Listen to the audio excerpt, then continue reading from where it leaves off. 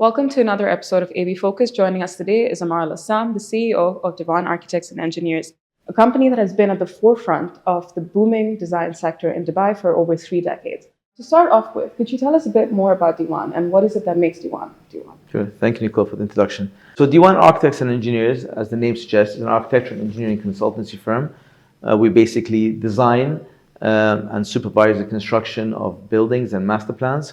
It's a homegrown UAE company. We started out in 1984 in Abu Dhabi.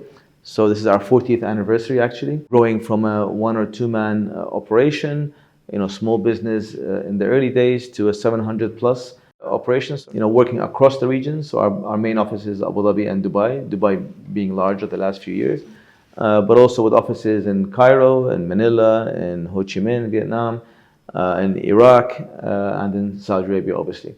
And basically, we primarily design, projects ranging from hospitality, mixed use, retail, malls, residential, high-rise towers, and master plan of entire communities. It's amazing to see how much the company has grown. And speaking of growth, in recent years, there was the acquisition of Design Lab. Could you tell us a bit more about that and how that fits into the company's strategy? Yeah, I mean, the DNA of D1 has always been ambitious, yet conservative in how we grow. So we've been growing over the years, from a 1 or 2 man company to a 700 plus. And we've been doing that organically by sort of hiring and growing the business and training people. And about 1.5 years, we decided to embark on a strategic plan to grow the business in different market sectors and different geographies. And part of that strategic plan, was that we focus on operations, growth, people, and clients. If we talk about the growth part of that, which is what we're sort of focusing on, the aim of the company is to become double the size we are now in terms of revenue in the next 5 years.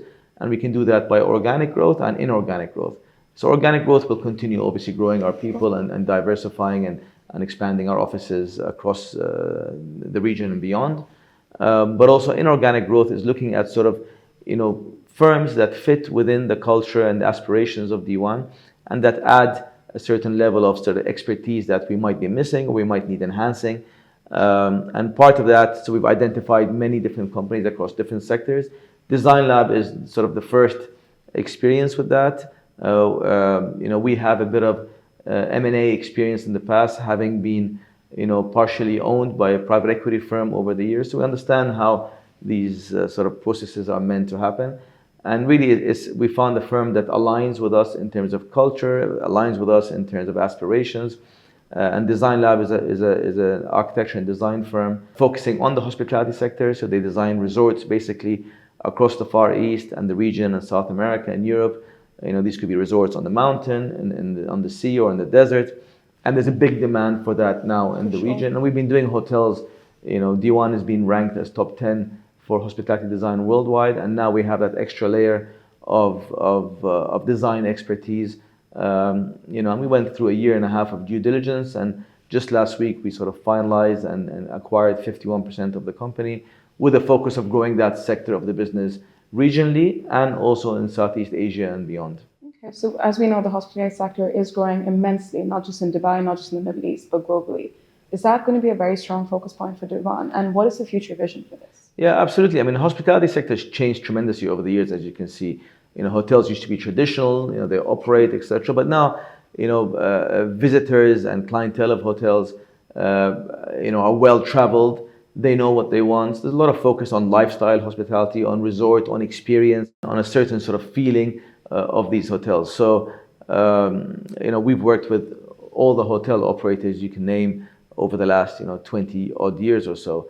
And now hospitality and entertainment and even branded residences, which are a sort of hospitality touch as well, are immensely important.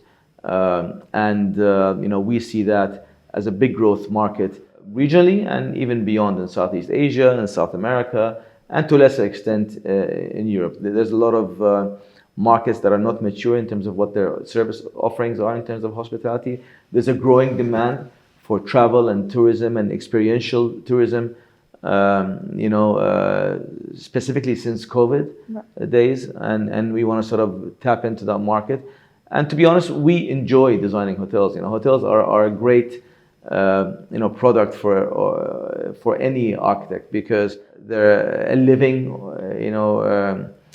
project. You can visit it, people experience it, and they give you their feedback, and it's just a nice project that most of our staff and Diwanis enjoy working on. Of course. Yeah. And speaking of new markets, can you tell us about the strategy for penetrating new markets, especially Southeast Asia and Africa, as you mentioned?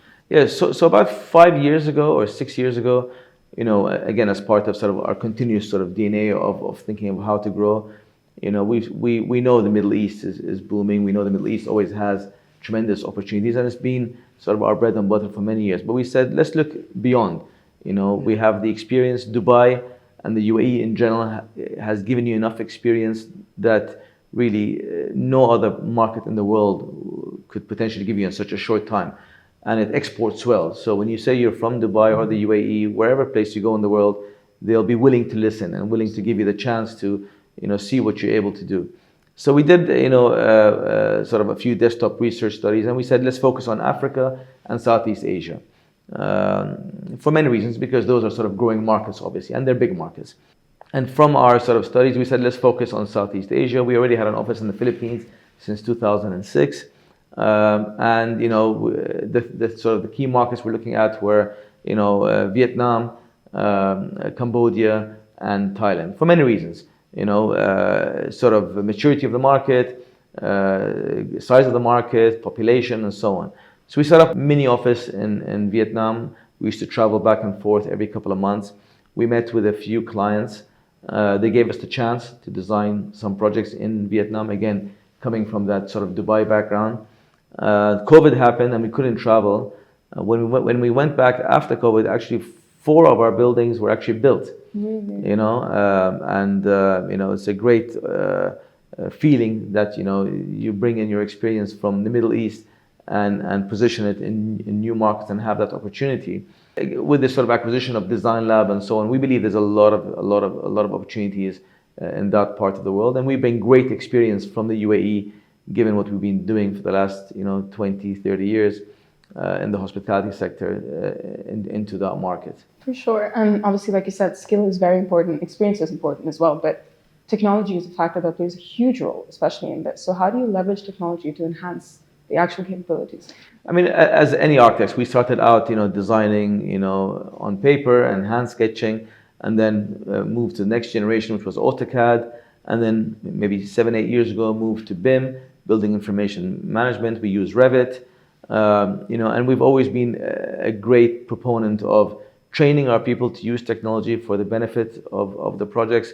We work very closely with Autodesk.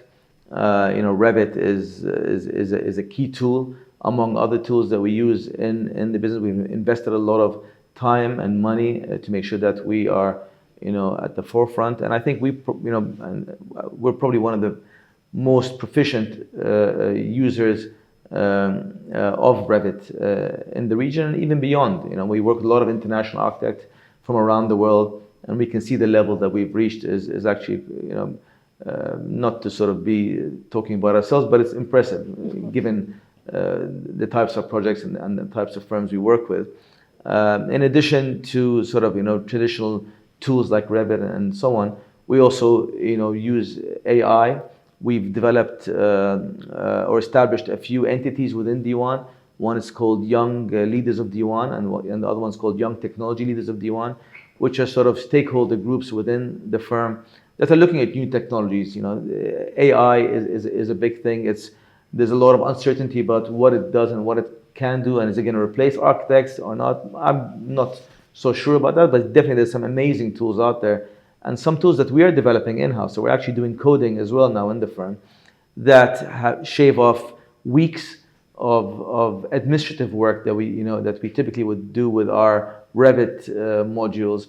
And that we've even presented to Autodesk, and potentially they could be also things that we sort of sell on the Autodesk online market. So technology is a big thing in terms of design. The main aim of it is to make our lives easier, make our work more efficient, and utilize the resources we have for more design centric requirements as opposed to administrative tasks. And also, of course, all the talk about AI and generative tools, but how you can generate images, etc., and design and utilize technology to sort of help you define the right buildings for that particular site, so site adaptation and so on. We're using that quite a lot. We've also sort of dabbled with the metaverse, and I think the aim is to utilize these technologies as and when they become useful. Sometimes we're a little, premature in going into these tools, but always have sort of a cutting edge ability to be ready when that happens. And to be honest, it's driven by our young Diwanis.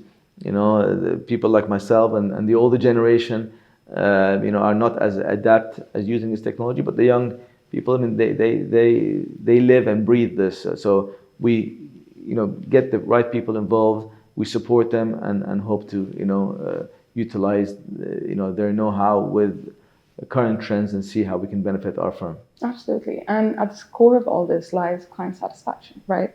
So how is it that you ensure that the client satisfaction still remains at the forefront during this rapid stage of expansion in companies? Yeah, I mean, that's a great question, because it's always been our sort of ethos is that you're only as good as your last project.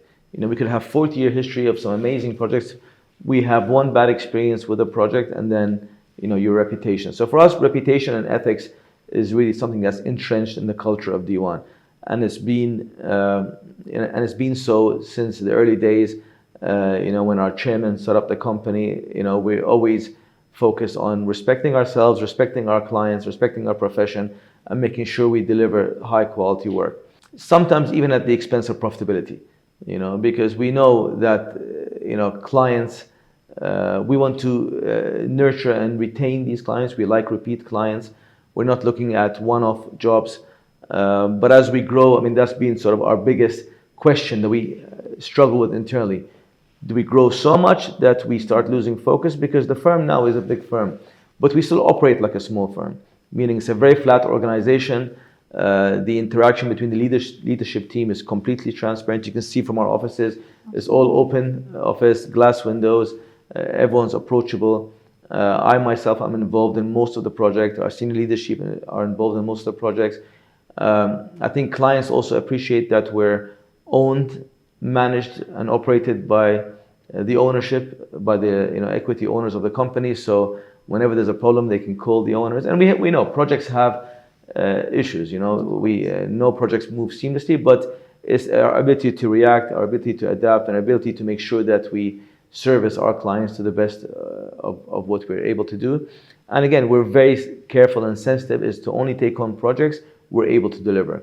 So right now, because we're so busy and the market's so busy, we're turning down actually a lot of work, which is always also a struggle, because you want to turn down some great work.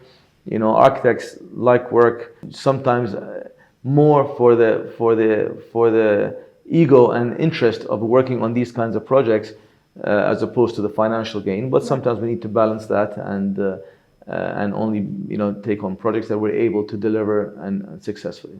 And being at this scale and having companies, I mean, the offices in so many different markets, there's obviously clients in different regions, right? So how do you ensure that you tailor the solutions to actually suit the clients from different environmental, cultural, and regional factors? Is that something you consider? Yeah, absolutely. I mean, look, at the sort of the lowest common denominator, people are people, wherever they are. Whether in Southeast Asia or here or Mexico or the U.S. or so on.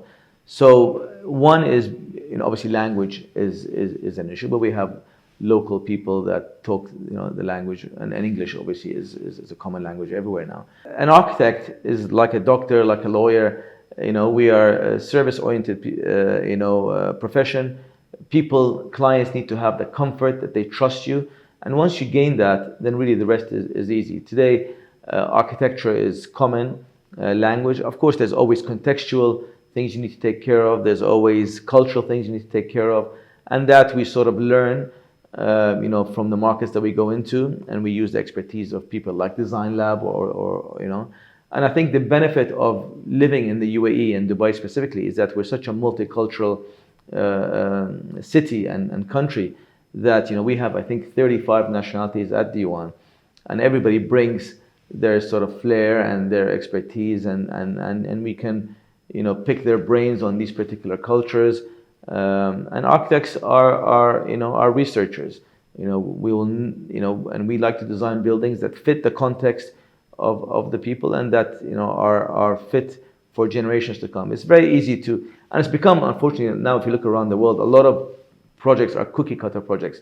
So you look at a project, it could be in Dubai, it could be in Japan, it could be in, which in the short term will work, but eventually you'll see, degradation of those projects and loss of interest. So you really need to be able to talk to the market in the right way. For example, the buildings we've done now in Vietnam, a big part of the residential buildings there is that they have something called shop houses at the bottom of these buildings, which are traditional in nature. So in the old days, you used to have these 2 or 3 story structures, which had the shop owner, working at the bottom, and then he lives with his family on the top. Right. So now even in these big condos or these big high-rise towers, you still have shop house component at the bottom, which would never work in this part of the world, but there's a big demand for it. So it's these little sort of nuances that you pick up and you learn and you adapt to. Okay, and looking ahead, what is Dewan's primary goal for the next 5 years? World domination. Brilliant. No, on a serious note, again, so we do want to grow. We do want to become a much more sort of intense multidisciplinary firm that is able to work in different geographies and also offer different services. So we might get more into engineering disciplines, we might get into project management, we might enhance certain disciplines we have internally. But again, we'll be always very conservative about how we grow, that we don't lose, one, the culture of the firm, which is something we're extremely proud of, and retain the Diwanis and staff we have, because a lot of our people have been with us for 10, 15, 20 years. And that's very important because that's sort of the DNA of the firm. And really also plan for succession planning. We're a second generation run firm. The firm was set up by my father in '84. I'm running it now. The third generation are not going to be my sons. It might be somebody from the Dewan family. We might establish partnership programs and really just continue to grow and have fun with the projects we do, because really our job is, as stressful as it is and as demanding as it is very self-fulfilling when you design a building that gets built and people talk about it and you get to visit it, and we don't always get it right, but when we do, it's really something that's tremendous for architects. I can imagine to see your vision come to reality. It's just the feeling. It is unbelievable. Yeah. Right. Especially that it's now around the world, and it makes you proud to say, show your sons, look, this is something that we did 20 years ago, or this is something we've done in Vietnam, or something we're doing in Africa, in different countries. What legacy do you hope to leave, and what is your vision for the future of the company? I know we touched upon that as well, but what do you want your legacy to be? Yeah, I mean, look, 40 years have passed pretty quickly, to be honest. I can easily say we want to be around for the next 40 years, obviously, but really the legacy we want to leave is that we are a firm, again, that respects its profession and respects its people, respects its colleagues, and we want to deliver, buildings and places that make people feel good. So whether it's your home, whether it's your office, whether it's entertainment or a hotel, then when you go in and sometimes you go into a building and you don't know why, but it just makes you feel good. And sometimes you go into a building and you feel horrible. So it's just that feeling of and our ability to deliver on that vision and have buildings that speak to the testament of time and that people are happy and enjoy. I think that's a great note to end it on. I look forward to seeing everything that's going to come out here and in the world. Thank you so much for your time. Thank you for your time. I appreciate it. Thank you so much.